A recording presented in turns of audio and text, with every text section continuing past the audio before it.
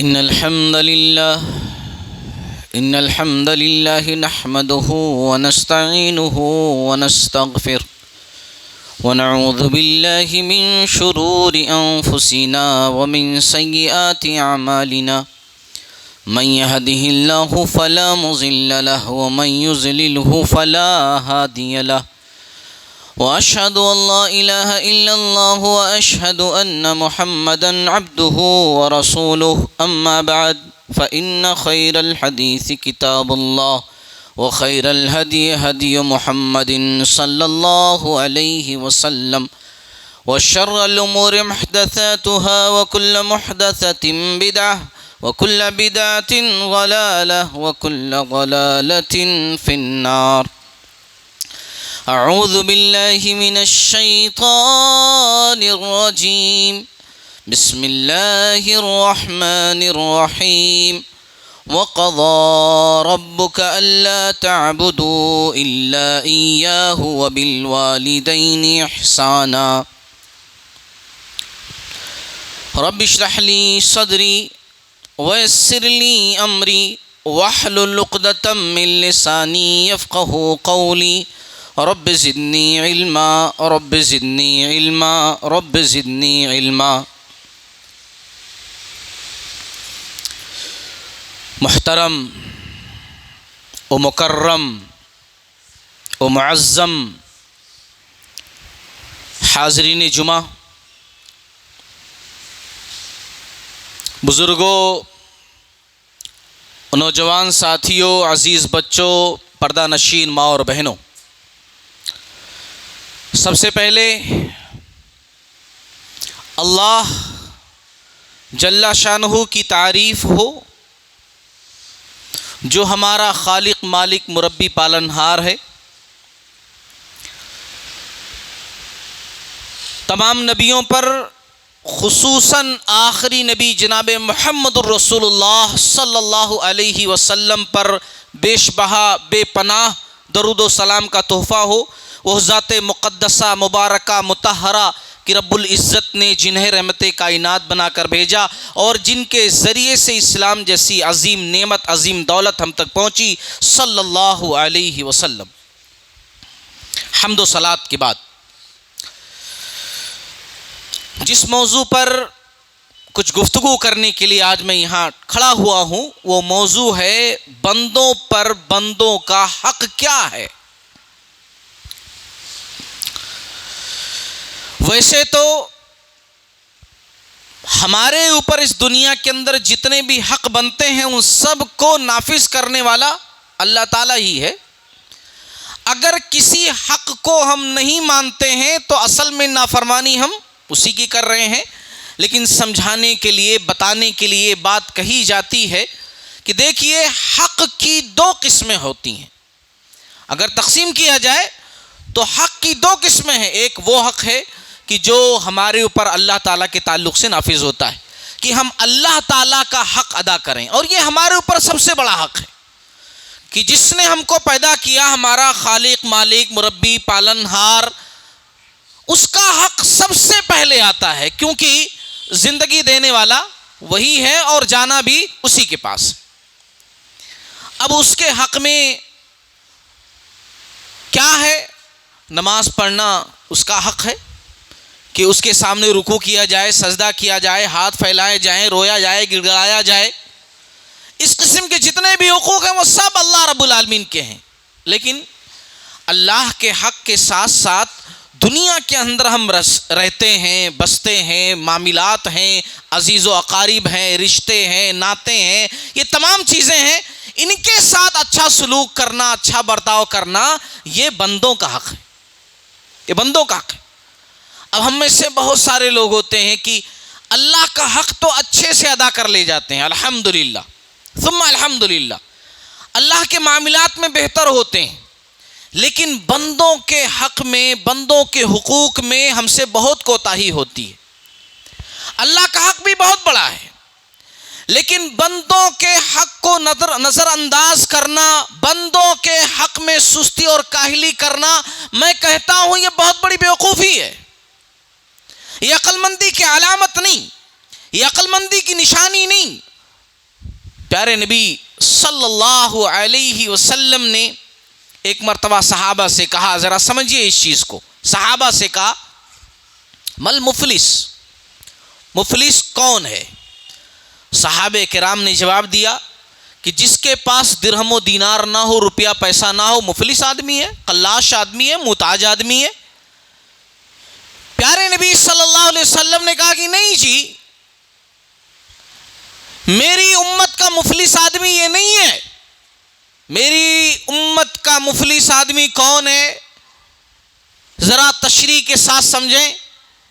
قیامت کے دن ایک بندہ آئے گا، روزہ الحمدللہ بہت اچھا ہے اس کے پاس، نمازیں الحمدللہ، قرآن مجید کی تلاوت الحمدللہ، تسبیحات الحمدللہ، حج اور عمرہ الحمدللہ، ایک نیکیوں کا انبار لگا ہوا ہے، لیکن اس کا فیصلہ جب ہونے جا رہا ہوگا، ادھر سے کوئی آئے گا بندہ، اے اللہ تعالیٰ، پڑوسی تھا، روز گالیاں دیتے تھے، اے اللہ تعالیٰ ذرا بکری گھر میں گھس گئی، لاٹھی لے کر باہر نکلتے تھے، بچہ چھوٹا تھا، ذرا کھیلنے کودنے میں بال ادھر ادھر چلی گئی، اس کے واسطے روز لڑتے تھے۔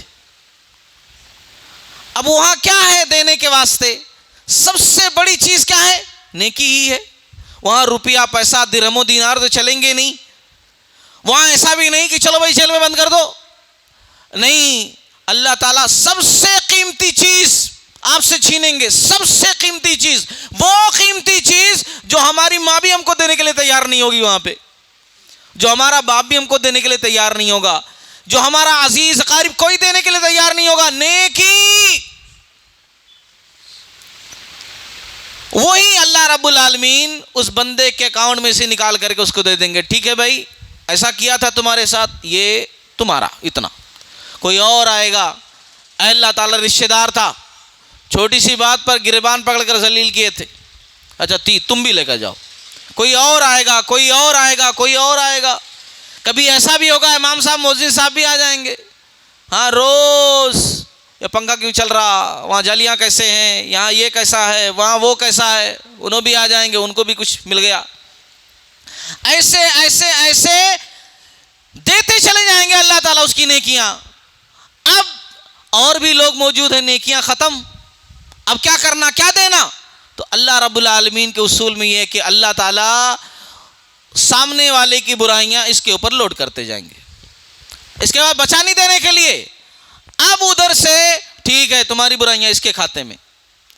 اور یہ ہوتے ہوتے تھوڑی دیر پہلے جس بندے کے پاس نیکیوں کا انبار تھا، ذخیرہ تھا، اللہ کے معاملات میں بڑا اچھا تھا، لیکن بندوں کا معاملہ صحیح سے نہ ادا کرنے کی وجہ سے اب یہ جہنم میں جا رہا ہے۔ پیارے نبی صلی اللہ علیہ وسلم نے کہا میری امت کا مفلس یہ آدمی ہے۔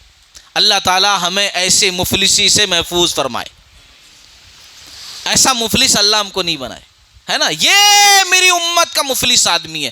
اسی لیے آج جو موضوع میں لے کر ٹھہرا ہوں نا، بہت اہم ہے، یہ بہت اہم ہے، اس کو کمتر مت سمجھیے گا کہ حقوق و معاملات، بندوں کا حق بندوں پر کیا بنتا ہے، یہ بہت اہم معاملہ ہے، اس میں بڑی کوتاہیاں ہو رہی ہیں۔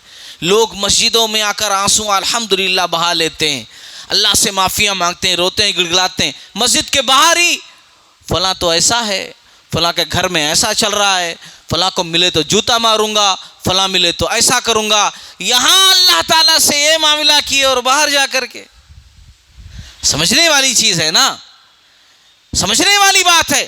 تو حقوق و معاملات کے اندر ہم سے بڑی کوتاہیاں ہو رہی ہیں، اس کی درستگی بھی ہم سے بہت زیادہ ضروری ہے ہمارے اندر۔ حق کی بات جب آتی ہے نا کہ اس دنیا کے اندر اللہ کا حق تو ہے، اللہ کے حق کے بعد کس کا حق بندوں میں؟ سب سے پہلے نمبر پر کس کا؟ تو ظاہر سی بات ہے سب سے پہلے نمبر پر حق کس کا آتا ہے؟ ماں باپ کا، سب سے پہلے نمبر پہ۔ ہاں، اللہ تعالیٰ نے قرآن میں باقاعدہ تقریباً 4-5 جگہوں پر اپنے حق کا تذکرہ کیا ہے، اپنے حق کے بعد فوراً ماں باپ کا تذکرہ کیا ہے۔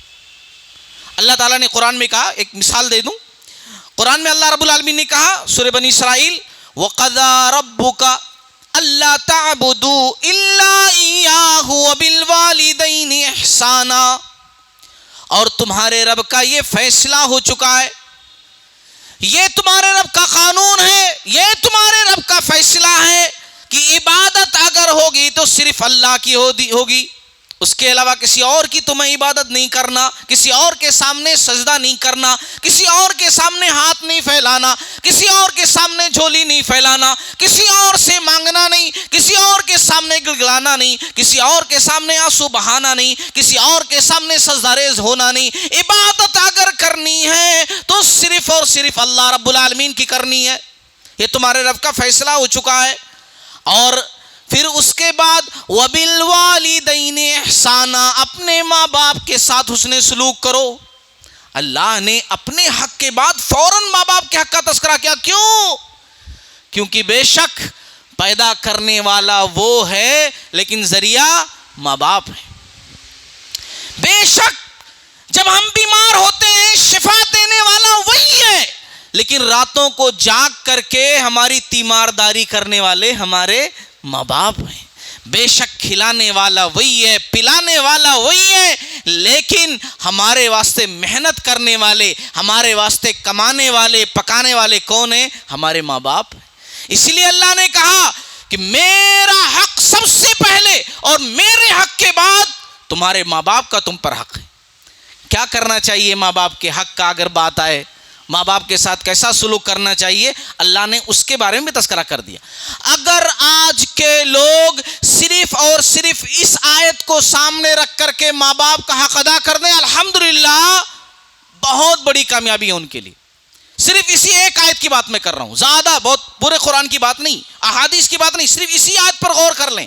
اللہ رب العالمین نے ماں باپ کے حق کا تذکرہ کرتے ہوئے تھوڑا سا اللہ رب العالمین نے یہاں بتایا کہ ماں باپ کے ساتھ کیا کیا کرنا ہے۔ 5 حق اللہ نے بتائے کہ ماں باپ کے ساتھ یہ حق کرو، 5 حق، اور وہ کیا ہے؟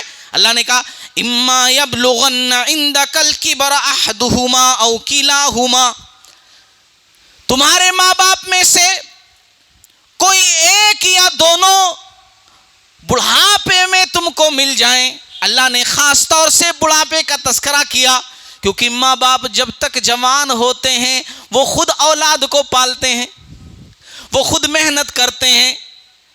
خاص طور سے اللہ تعالیٰ نے بڑھاپے کا تذکرہ کیا کیونکہ بڑھاپے میں زیادہ ضرورت پڑتی ہے، بڑھاپے میں وہ کمزور ہو جاتے ہیں، اسی لیے خاص طور سے بڑھاپے کا تذکرہ کیا۔ اما یبلغن عندک الکبر احدہما او کلاہما، کرنا کیا ہے؟ اگر دونوں مل جائیں، اگر دونوں میں سے کوئی بھی مل جائے، کرنا کیا ہے؟ فلا تقل لہما اف، اف تک نہیں کہنا ہے، اف خالی ایسا اف، ان کے سامنے چھوٹی سی بات، اف کیا بول دیے جی ابا، اف کیا بول دیے جی امی، اف، یہ تک نہیں کہنا ہے، یہ تک نہیں کہنا اپنے ماں باپ کو۔ جھڑکنا، ڈانٹنا، پکارنا، چلانا، ہاتھ اٹھانا، گالی گلوچ دینا، یہ تو بڑی بات۔ فلا تقل لہما اف، اپنے ماں باپ کو اف تک نہیں کہہ سکتے۔ کتنے سارے نوجوان ہیں، کتنے سارے نوجوان ہیں، اماں تمہارے کو نہیں پتا جی، خاموش رہو تم، ابا نہیں پتا جی، تم بیٹھو، تم میں جانتا، تم نہیں جانتے کچھ بھی۔ کس کو بول رہے ہیں؟ کس کو بول رہے ہیں؟ یہ وہ ماں ہے کہ جس نے پیٹ میں رکھا آپ کو، ہمیں پیٹ میں رکھا، ہاں 8 مہینہ 9 مہینہ پیٹ میں رکھا، چلنا مشکل، سونا مشکل، کھانا مشکل، ہاں کتنی تکلیفیں۔ آپ کے پیٹ پر اگر 1 کلو باندھ دیا جائے، بولو 4 مہینہ لے کر پھرو، کیسا دکھیں گے آپ کو پتا چلے گا۔ ماں لے کر پھرتی رہی ہے نا، کتنی مشکلوں سے آپ دنیا کے اندر آئے، ہاں ذرا سا تکلیف ہو جائے تڑپ اٹھتی تھی ماں، کیا ہوا میرے بچے کو، کیا ہوا میرے لال کو، میں صدقے جاؤں اپنے بچے پر۔ ساری رات جگاتے تھے، ساری رات جاگتی تھی، ہم بستر گیلا کرتے تھے، وہ بستر پر بستر بدلتی تھی۔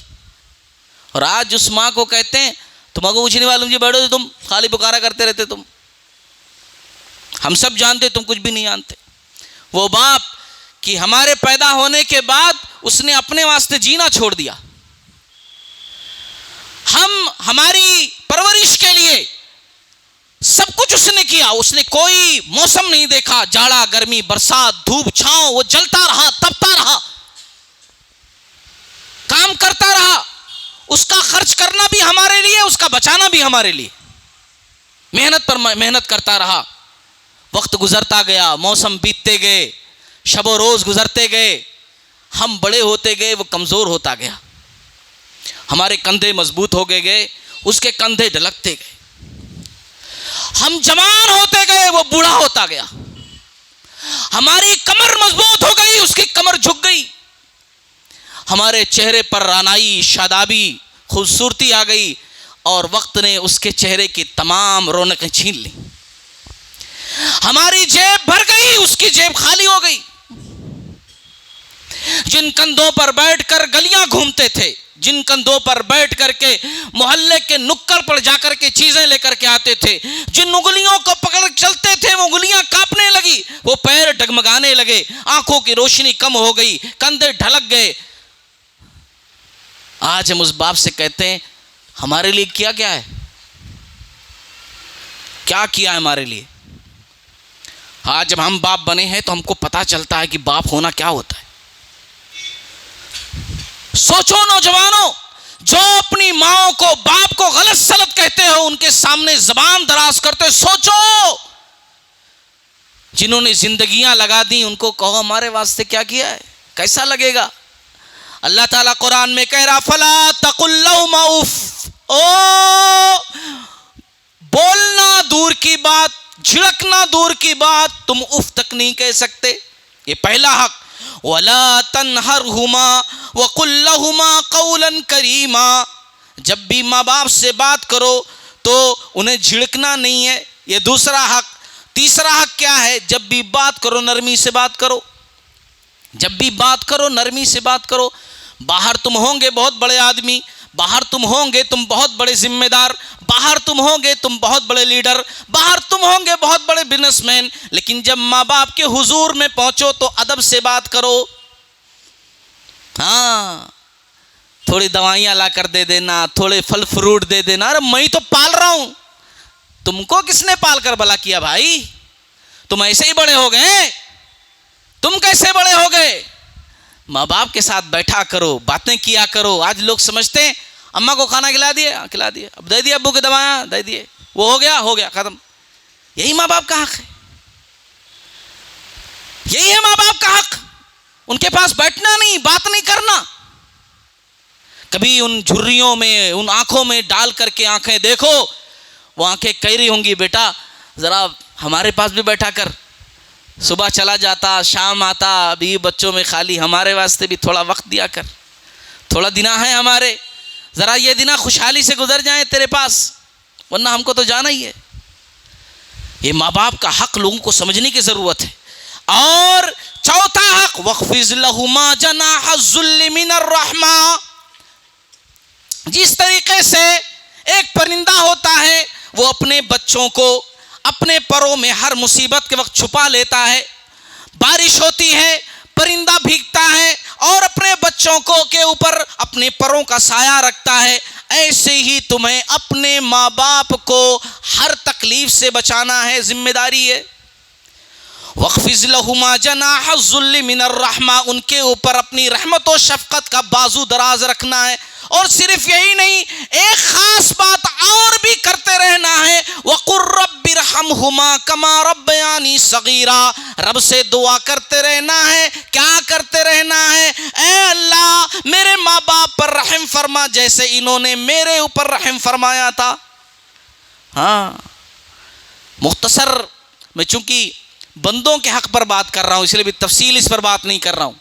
ہاں, یہ ماں باپ کا حق ہے, سب سے پہلے حق میں ماں باپ کا حق. ماں باپ کے حق کے بعد پھر آتا ہے اپنی بیوی کا, بچوں کا, عزیز و اقارب کا حق ہے نا, بیوی کا, بچوں کا, عزیز و اقارب کا حق. اور ایک بات یہ اچھے طریقے سے جان لو کہ جو شخص اپنے بیوی بچوں کے لیے اچھا ہے حقیقت میں وہ اچھا ہے, باہر بہت نرم دل، مولوی صاحب بڑے اچھے ہیں، ہاں ذمہ دار صاحب بڑے اچھے ہیں، سب سے بڑے مسکرا کر بولتے ہیں، گھر میں جاتے ہی پتہ نہیں کیا ہو جاتا، بچے بیچارے ڈر کے بھاگ جاتے، بیوی سہم جاتی، نہیں اچھے ہیں۔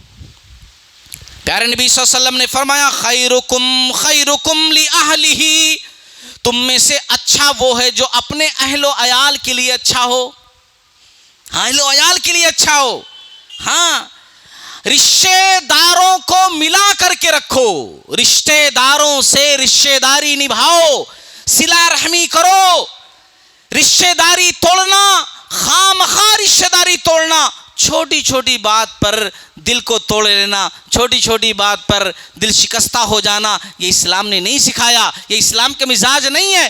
انہوں دعوت دینا مجھے بھول گئے، کیسے کٹ، ہم بھی ہماری، تم ہم کو نہیں پہچانتے نا، تم کو نہیں پہچانتے، ختم۔ کارڈ دوسروں سے بھی جاتے، ہم کیا فقیرہ ہیں، گئے گزرا ہیں، ہاں لے کر آنا گھر پہ، عزت سے دینا تو ہم قبول کرتے، کتنے نخرے ہیں، ہے نا۔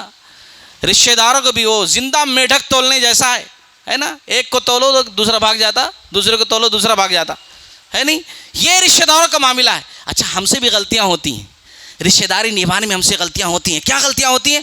ایک آدمی ہے اچھا زبردست پوزیشن ہے، مالدار ہے رشتے دار، تو جی صاحب گھر پہ جاتے، دونوں میاں بیوی جاتے، کارڈ آپ کو پہلا کارڈ لے کر کے آیا ہوں، آپ کا ہونا ضروری، آپ کی نگرانی میں سب کچھ ہوگا، آپ بھی ہمارے بڑے ہیں، سب کچھ ہیں۔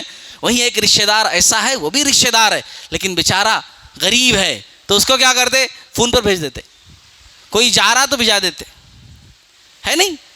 ایسا کیوں؟ کوئی مالدار رشتے دار ہے، آگے پیچھے پھرتے اس کے، کوئی غریب ہے، ہاں کھانا کھا لیا، کھانا کھا کر جانا، ٹھیک ہے۔ یہ معاملات کیوں؟ یہ رشتے داری نبھانا ہے، اسلام نے سکھایا رشتے داری کرنا کس کو کہتے ہیں۔ یہ جو ہم ہوتا نہیں کہ انہوں دعوت دیے تو ہم بھی دعوت دیے، انہوں بلائے تو ہم بھی بلائے، انہوں بریانی پکا کر کے بھیجے تو ہم بھی پکا کر کے بھیجے، یہ بدلہ ہے، یہ رشتے داری نہیں ہے، سمجھ لو اچھے طریقے سے۔ رشتے داری اصل نبھانا یہ ہے، صلہ رحمی کرنا یہ ہے۔ پیارے نبی صلی اللہ علیہ وسلم کی حدیث جو میں بتاتی ہے کہ ایک بندہ آپ کو لائٹ لے لیتا ہے، آپ کے گھر پر آتا ہے، آپ پلکیں بچھاتے ہیں، آپ عزت کرتے ہیں، احترام کرتے ہیں، اپنی حیثیت سے بڑھ کر کھلاتے پلاتے ہیں، لیکن اس کے گھر پر جاتے ہیں لیکن چہرہ موڑ لیتا، دور دور پھرتا، نزدیک نہیں آتا، کٹ مار لیتا وہ، لیکن پھر بھی آپ اس کی عزت کرتے ہیں، اس کا احترام کرتے ہیں، رشتہ داری نبھاتے ہیں، یہ صلہ رحمی ہے۔ انہوں پوچھ لے رہا، آپ پوچھ لے رہے، بدلہ ہے یہ رشتہ داری نبھانا نہیں، انہوں برا کرے آپ اچھا کرو، یہ رشتہ داری نبھانا ہے۔ ہمارے پیارے نبی صلی اللہ علیہ وسلم نے کہا میرے کچھ رشتہ دار ایسے ہیں میرے حق میں بالکل اچھا نہیں چاہتے، ہمیشہ برا چاہتے ہیں، لیکن میں ان کے ساتھ اس لیے اچھا سلوک کرتا ہوں کیونکہ میرے رشتہ دار ہیں۔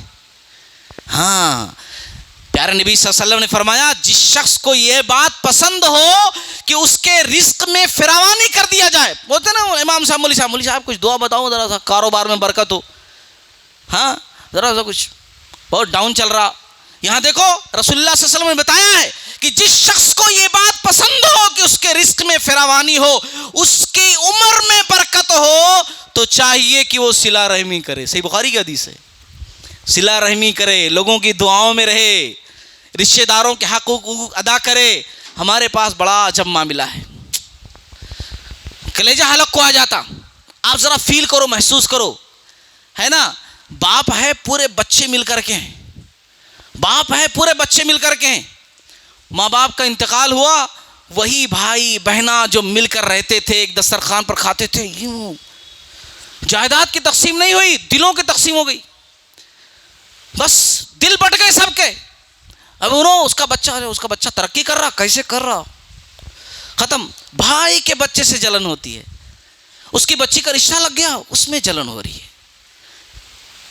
ہاں لوگ اپنے ماں باپ کے چیزوں کو سنبھال کے رکھتے، امی کا دوپٹہ ہے جی، ہے نا، عورتیں سنبھال کے رکھتے، امی کا دوپٹہ امی دیے تھے، یہ ہمارے امی کے ہیں، ابو کا یہ ابو کی لاٹھی ہے، دیکھو ابو عمرہ کرنے گئے تھے نا تو یہ چیز میرے واسطے لے کر آئے، لوگ سنبھال کر کے رکھتے ہیں۔ وہ بھائی بہنا وہ سب ابو کی نشانی نہیں ہے، ان سے آپ کا کوئی رشتہ نہیں ہے، اور جن سے آپ لڑتے رہتے ہو، جلن حسد کرتے رہتے ہو، آپس میں دل کے اندر عجیب عجیب چیزیں رکھتے ہو، وہ ابو کی نشانی نہیں ہے، وہ امی کی نشانی نہیں ہے، ان سے آپ کو محبت نہیں ہونی چاہیے۔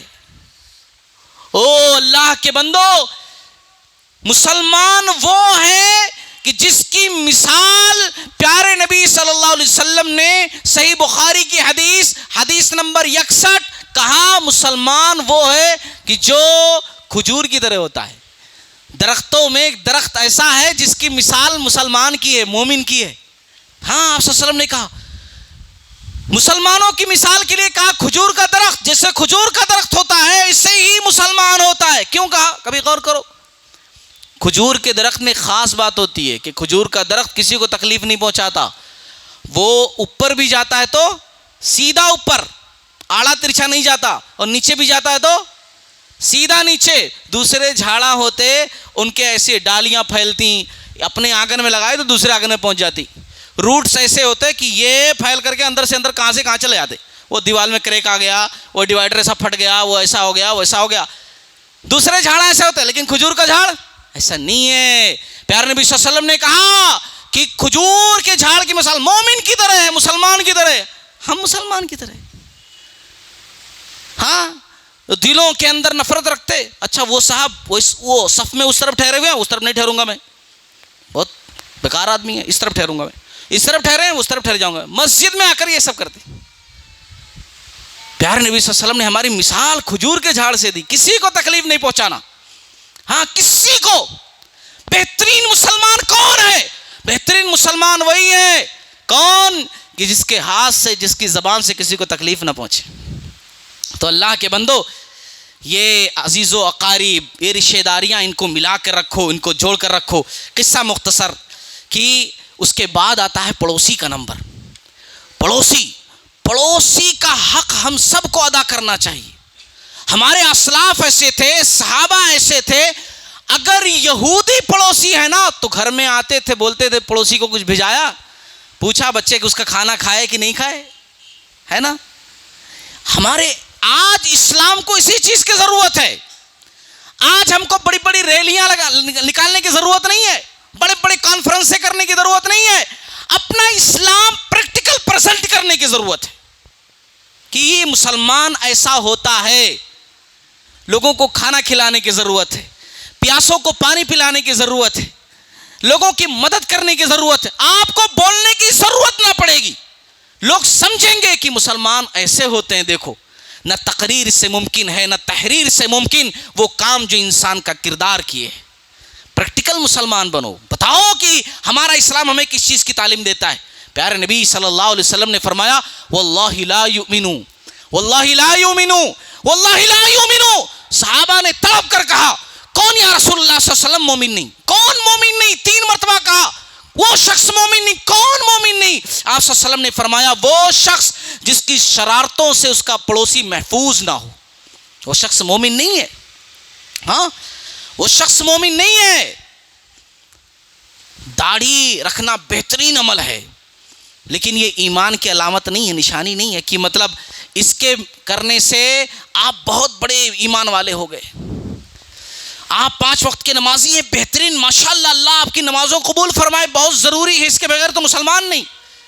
لیکن حقوق و معاملات میں اگر آپ کچے ہیں تو پھر وہی سب سے بڑے مفلس آپ مانے جائیں گے، آپ کی یہ نیکیاں سب برباد ہو جائیں گی۔ اسی لیے حقوق و معاملات میں بھی بہترین رہیے۔ وقت ختم ہو گیا ہے، تھوڑا سا ایک پوائنٹ اور بھی ذکر کر دوں، میں اپنی بات کو مختصر کر دے رہا ہوں۔ عام مسلمانوں کا حق ہے نا، عام مسلمان کا حق، عام مسلمان کا حق، عام لوگوں کا حق بھی ہمارے اوپر بہت بنتا ہے۔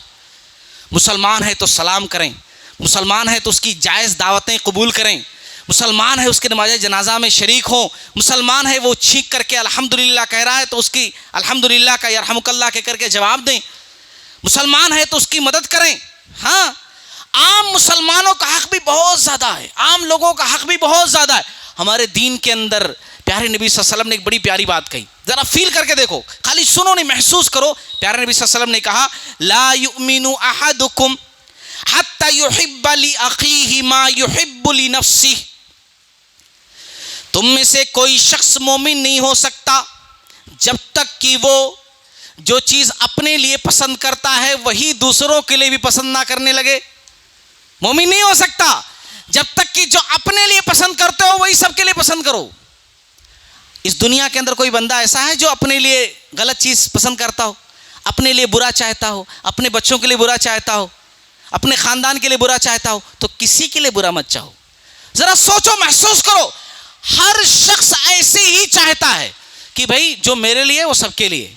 کتنا اچھا ماحول ہوگا، سماج کیسا ہوگا، معاشرہ کیسا ہوگا، سوسائٹی کیسی ہوگی کہ اگر ایک صاحب کا بچہ پہنچ گیا پڑھنے کے لیے امریکہ تو دوسرے صاحب بتا رہے ہیں آ کر کے بھائی میں ایسا ایسا کر کے اپنے بچے کو بھیج دیا، آپ بھی کوشش کرو، مجھ سے جو ہو سکے گا میں مدد کروں گا، آپ بھی ایسا کر کے بھیج دو۔ میں فلاں چیز کا کاروبار شروع کیا، اچھا فائدہ ہے ماشاءاللہ، آپ بھی جو ہے کوشش کرو، کاروبار لگاؤ، مجھ سے جو ہو سکے گا میں کروں گا۔ اب سوچو کیسا ماحول ہوگا۔ یہ مسلمان ہوتا ہے، یہ مومن ہوتا ہے۔ مسلمان کسی کی ٹانگ کھینچنے والا، کسی کا نقصان چاہنے والا مسلمان نہیں ہوتا ہے، اس کو مسلمان نہیں کہتے ہیں۔ میں ایک واقعہ سنا کر کے اپنی بات ختم کروں نا، بڑا زبردست واقعہ ہے، بڑا زبردست واقعہ۔ امام نووی رحمۃ اللہ علیہ نے بھی ذکر کیا ہے، بہقی وغیرہ کے اندر بھی روایت موجود ہے، واقعہ موجود ہے کہ مسلمان، اس واقعے کا پیغام کیا ہے کہ مسلمان اگر دیکھتا ہے نا کہ سامنے والا کچھ اپنا نقصان کر رہا ہے تو وہ جانتے بوجھتے ہوئے اس کا نقصان نہیں کرنے دیتا ہے۔ ہاں، جانتے بوجھتے اس کا نقصان نہیں کرنے دیتا ہے، جیسا کہ آج کل ہم لوگ کر لیتے ہیں نا۔ مسلمان، حقیقی معنوں مسلمان ایسا نہیں کرتا ہے۔ ایک صحابی ہیں جریر بن عبداللہ رضی اللہ تعالیٰ، سنو بڑا دلچسپ واقعہ، جریر بن عبداللہ رضی اللہ تعالیٰ عنہ، یہ ایسے تھے کہ آپ صلی اللہ علیہ وسلم کی زندگی میں بیعت کیے تھے، وعدہ کہ میں ہمیشہ لوگوں کے ساتھ خیر خواہی کروں گا، کسی کا برا نہیں چاہوں گا، ہمیشہ لوگوں کا بھلا کروں گا، میرے ذریعے سے ہمیشہ لوگوں کا بھلا ہی ہوگا، برا نہیں ہوگا، ہے نا۔ تو یہ اپنے نوکر کو، غلام کو بھیجے، مارکیٹ جاؤ، گھوڑا خرید کر آؤ۔ غلام گیا اور 300 درہم میں ایک گھوڑے کے مالک سے بات کیا اور کہا بھائی ہمارے مالک گھر پہ ہیں، چلو گھوڑا لے کر کے گھوڑا وہاں دے دینا اور 300 درہم اپنا لے لینا۔ اب یہ گھوڑے کا مالک گھوڑا لے کر کے جریر بن عبداللہ رضی اللہ تعالیٰ عنہ کے پاس پہنچا۔ جریر بن عبداللہ رضی اللہ عنہ گھر سے باہر نکلے، کہا کتنے میں سودا ہوا؟ کہا 300 درہم میں۔ جریر بن عبداللہ رضی اللہ تعالیٰ عنہ بولے کہ یہ گھوڑا تو بڑا اچھا ہے، اس سے زیادہ قیمت اس کی مل سکتی ہے، یہ شاید نیا نیا بندہ ہے، مارکیٹ جانتا نہیں ہے، کسی مجبوری میں گھوڑا بیچنے چلا آیا۔ اب ہم اور آپ ہوتے تو بولتے سستے میں مل رہا، ختم، لے لو، اس کو نہیں پتا کچھ بھی، فائدہ اٹھا لو، ایسے کرتے نا ہم لوگ۔ جریر بن عبداللہ رضی اللہ تعالیٰ نے کہا کہ بھائی دیکھ تیرا گھوڑا بڑا اچھا ہے، اگر میں 400 دوں تو؟ وہ خوش ہو گیا، ارے بالکل بالکل 400 دیجئے۔ تو کہا نہیں 400 بھی کم ہے، دیکھا جائے تو مارکیٹ کے حساب سے 500۔ تو کہا اور خوش ہو گیا، ہاں بالکل دیجئے۔ یہاں تک کہ بڑھاتے بڑھاتے جو گھوڑا 300 درہم میں دینے کے لیے وہ آلریڈی راضی تھا، انہوں نے 800 درہم دیا۔ جب ان سے پوچھا گیا 300 درہم میں وہ دینے کے لیے تیار تھا، اس کو سب کچھ پتا تو تھا نہیں، اور آپ 800 درہم دے کر کے کیوں لیے؟ تو کہا میں نے نبی سے وعدہ کیا تھا میں سب کے ساتھ خیر خواہی کروں گا، اور میرے خیر خواہی کا مطلب یہ تھا کہ میں اس کا برا نہ ہونے دوں۔ مسلمان ایسا ہی ہوتا ہے، ایک مسلمان کو ایسا ہی ہونا چاہیے۔ مسلمان وہ نہیں جو دل کے اندر حسد لے کر گھومے، نفرت لے کر گھومے، بغض لے کر گھومے، ہاں ایک دوسرے کے بس پیچھے لگا رہے، بس موقع کی تلاش میں، موقع ملنے دو اس کا بتا دوں میں، اس کی غیبت، اس کی غیبت، اس کی چغلی، اس کی چغلی، اس کا رشتہ توڑنا، اس کو کٹ کرنا۔ مسلمان ایسا نہیں ہوتا ہے۔ ہاں مسلمان وہ جس کی ہاتھ اور زبان سے سارے لوگ محفوظ رہیں، اس کو مسلمان کہتے ہیں۔ بہرحال وقت ختم ہو چکا، میں نے اپنے موضوع کی وضاحت بھی کر دی ہے۔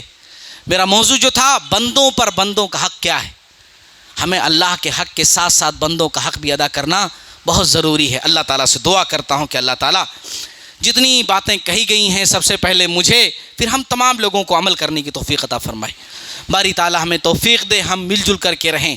باری تعالیٰ ہمارے دلوں کے اندر اخوت، محبت، بھائی چارگی پیدا فرما دے۔ اللہ کا حق سب سے پہلے ادا کریں، وہ بہترین طریقے سے ادا کریں، اور ساتھ ہی ساتھ جو بندوں کا حق ہمارے اوپر بنتا ہے وہ بندوں کا حق بھی ہم ادا کریں۔ باری تعالیٰ جب تک زندہ ہوں خالص کتاب و سنت پر عمل پیرا ہوں، ہمارا سر اگر جھکے اللہ کے سامنے، ہاتھ پھیلے اللہ کے سامنے، روئیں گڑگڑائیں اللہ کے سامنے، اے اللہ نوبت ہی تو نالا زندگی کے اندر کہ ہمارا سر کسی اور کے سامنے جھکے، نوبت ہی مطلب وہ کہ ہمارے ہاتھ کسی اور کے سامنے پھیلیں۔ اور جب موت ہو تو ایک دعا ہمیشہ کرتے رہو، ایک دعا اور بھی آج آپ کو بتا کر جا رہا ہوں، ہمیشہ یہ دعا کرتا رہو، اے اللہ جب موت دے اپنے لوگوں کے بیچ میں دے، اپنے لوگوں کے بیچ میں، ہاسپٹل میں نہیں، کسی روڈ میں نہیں، اپنے لوگوں کے بیچ میں موت ہو، تاکہ اپنے لوگ ہوں جو ہماری موت کے وقت کہیں لا الہ الا اللہ محمد رسول اللہ، اور سن کر کے اللہ تعالی ہمیں بھی کہنے کی توفیق عطا فرمائے۔ بے رحم ڈاکٹر، نرسیں آئی سی یو میں کب موت ہو جائے، باہر رشتے دار ٹھہرے ہیں، یہاں کوئی پوچھنے والا نہیں، ایسی موت اللہ نہ دے، ایسی موت نہیں، اپنے لوگوں کے بیچ میں جب تک زندہ رکھ، خالص اسلام توحید پر زندہ رکھ، خاتمہ ہو تو خاتمہ بالخیر ہو، آمین۔ وآخر دعوانا ان الحمد للہ رب العالمین۔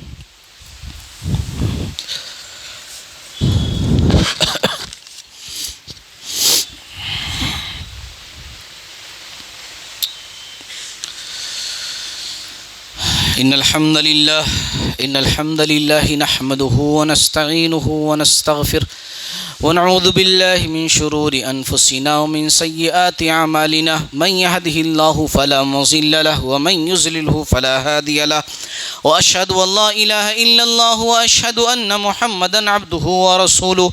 اللهم صل على محمد وعلى آل محمد كما صليت على إبراهيم وعلى آل إبراهيم إنك حميد مجيد۔ اللهم بارك على محمد وعلى آل محمد كما باركت على إبراهيم وعلى آل إبراهيم إنك حميد مجيد۔